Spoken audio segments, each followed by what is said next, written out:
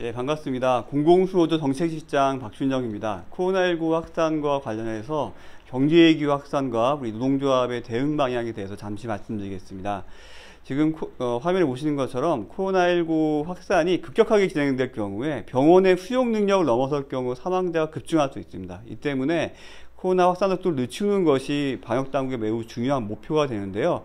손을 잘 씻고 다니라라는 것들이 바로 그런 이유 때문입니다. 근데 문제는 코로나19 확산이 그림에 보는 것처럼 한 번의 피크로 끝나지 않을 가능성이 큰다는 겁니다. 다음 화면 보시면 외국에서 많이 진단하는 것인데 하반기에 코로나가 2차 혹은 3차 피크로 다시 확산될 가능성이 있다는 것이고, 그럴 경우에 지금 벌어지는 경제 위기가 심화되거나 더 장기화될 우려가 크다라고 볼 수가 있겠습니다.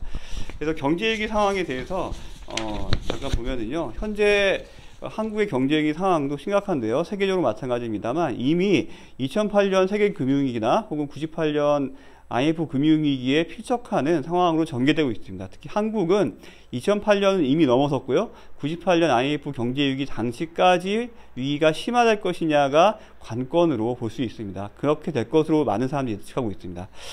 그래서 IMF의 세계 경제 전망, 올해 전망을 보시면 현재 한국의 올해 경기 전망은 마이너스 1.2% 성장한다고 예상하고 있습니다. 원래 플러스 성장을 해서 매년 물가가 약간씩 오르고 임금도 오르는 것이 정상적인 경제 상황인데, 반대로 역성장을 한다는 것입니다.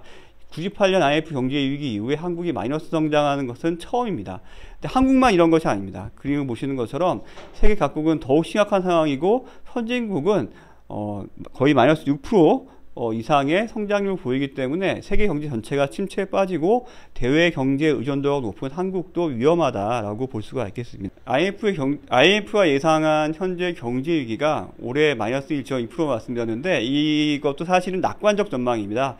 즉 코로나 바이러스 확산이 1차 피크로 종식된다고 했을 때 이 정도 상황인 것이고요. 그렇지 않을 경우에 2차, 3차 피크가 있을 경우에는 더 큰 위기로 발전할 수 있습니다.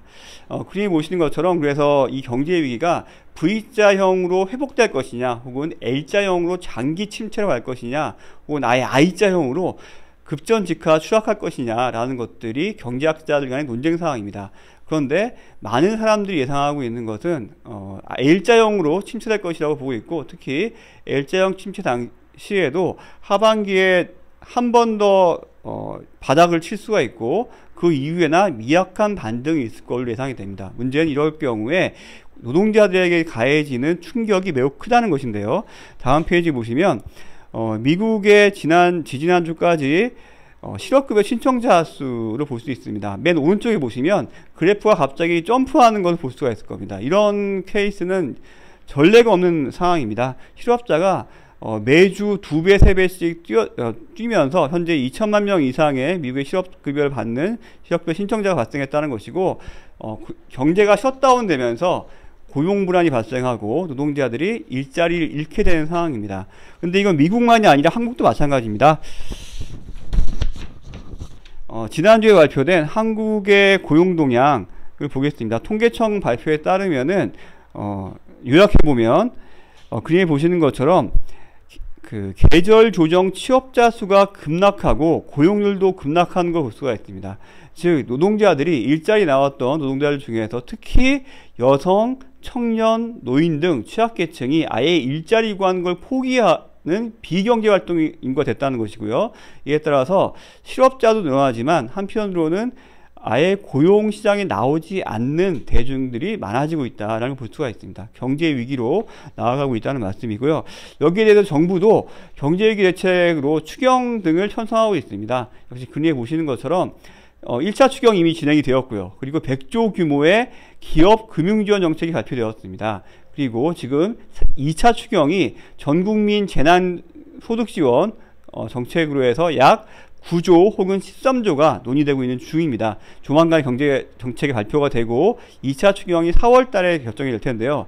먼저 이미 결정된 1차 추경과 100조 규모의 기업 지원을 보시겠습니다.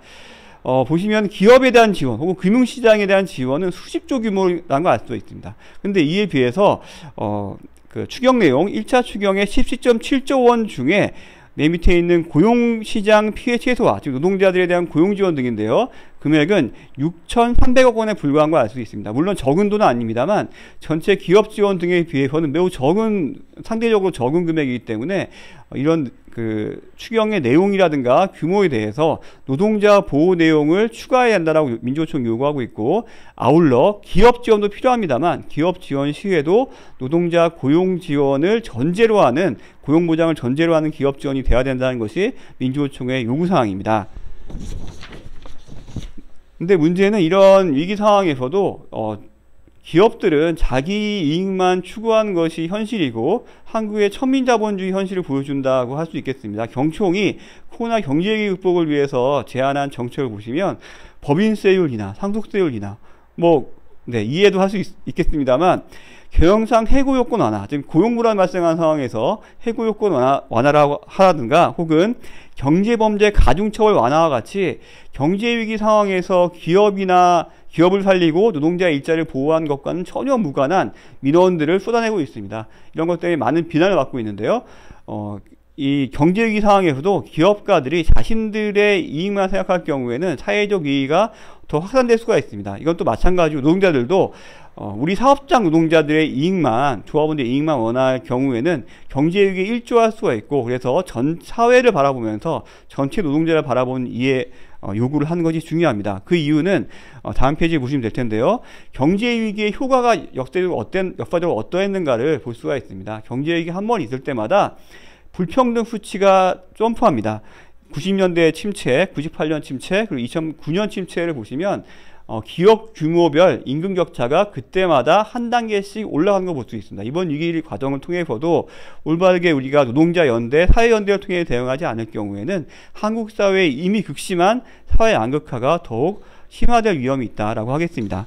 마지막으로 지난 경제위기 시에 공공부문에서는 어떤 일이 있었는지를 보시겠습니다. 이미 98년과 2008년, 9년 경제위기 당시에 대략 10% 이상의 현원 혹은 정원을 감축하고 또 임금을 동결하고 성과급을 반납하는 등 여러 가지 공공부문에서 긴축 정책이 진행되었습니다. 그리고 이 긴축 정책을 통해서 다른 기업 지원이라든가 이런 거 하는 것이 정부 정책이었는데요. 이번에도 이런 시도가 있을 수 있습니다. 물론 경제가 어렵고 전체적으로 특히 미조직, 비정규직, 특수고용 노동자들이 어렵기 때문에 공공부문이 우리의 기득권만 방어하겠다라고 하기에는 어려움이 있습니다. 하지만 경제위기 상황에서 경제개혁과 기업 지배구조 개혁 등을 함께하지 않는 가운데 노동자에게만 부담을 전가하려는 시도는 문제가 있기 때문에 공공후조는 민주노총과 함께 올바른 경제구조의 개혁과 특히 미조직, 비정규직, 중소형세, 특수고용, 영세자영업자 등을 우선 지원할 수 있는 정책을 만들고, 이런 정책에서 공공후 노조도 정규직 노동자들도 함께 연대할 수 있는 방안을 동지들과 함께 만들어 가겠습니다. 네, 감사합니다.